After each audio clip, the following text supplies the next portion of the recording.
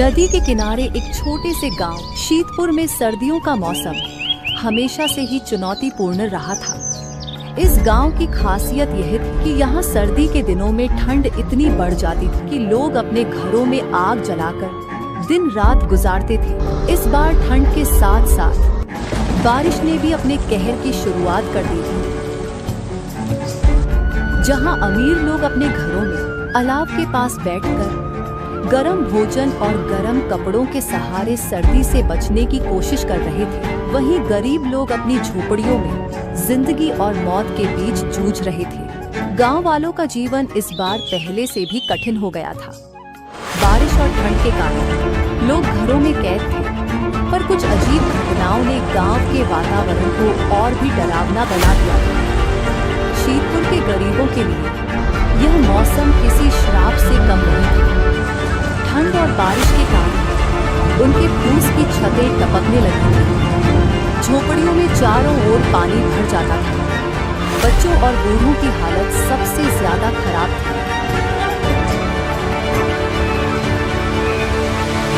इस गांव में भोला नाम का एक कुम्हार, जो अपनी पत्नी विमला और छोटी बेटी राधा और मोहन के साथ रहता था। भोला इतना गरीब था कि वह एक वक्त का खाना बड़ी मुश्किल से जुटा पाता था। भोला मिट्टी के बर्तन बनाकर अपनी जीविका चलाता था। ठंड और बारिश की मार से सबसे ज्यादा प्रभावित हुआ। उसकी झोपड़ी पूरी तरह से पानी से भर गई थी। हे भगवान, यह कैसी परीक्षा है? मेरे पास तो बच्चों को खिलाने के लिए रोटी भी नहीं बची। भोला की पत्नी बिमला ने अपनी कांपती आवाज में कहा, भोला, राधा बुखार में तप रही है, डॉक्टर के पास ले जा, नहीं तो इसे कुछ हो जाएगा।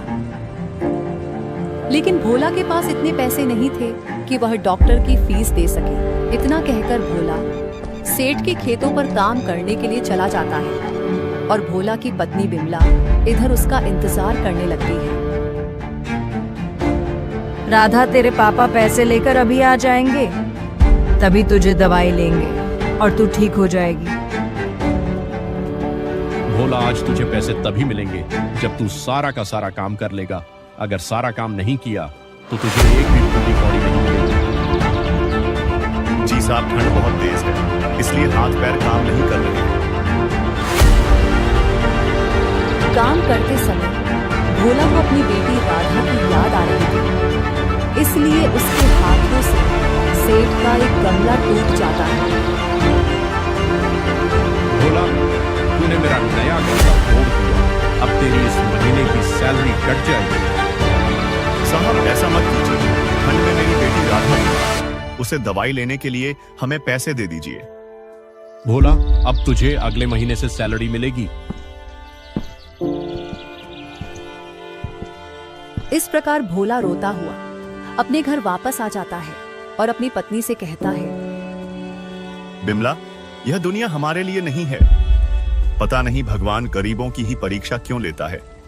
मेरी बेटी राधा बीमार है, हमारे पास इतने पैसे नहीं कि उसे दवाई दिला सके। राधा को बहुत तेज बुखार है और इसे डॉक्टर के पास जल्दी लेकर चलिए। बिमला, सेठ ने इस महीने की सैलरी काट ली है। सेठ का हमसे थोड़ा नुकसान हो गया था। इधर राधा को बहुत तेज बुखार बढ़ने लगा।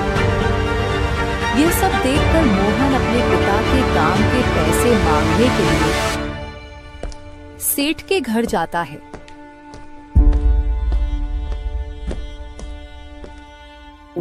सेठ जी, मेरे पिताजी के काम के पैसे दे दीजिए। मेरे घर पर मेरी छोटी बहन बीमार है। तेरे पिता ने मेरा 10,000 का गमला तोड़ दिया, अब उसके पैसे नहीं मिलेंगे। सेठ उस मोहन को अपने घर से बाहर निकाल देता है और घर वापस आ जाता है। बेटा, मुझे देखकर इग्नोर मत करना। इस बार जो भी एग्जाम में पास होना चाहता है मैं पास कर दूंगी, मगर मेरा भी एक काम करना होगा।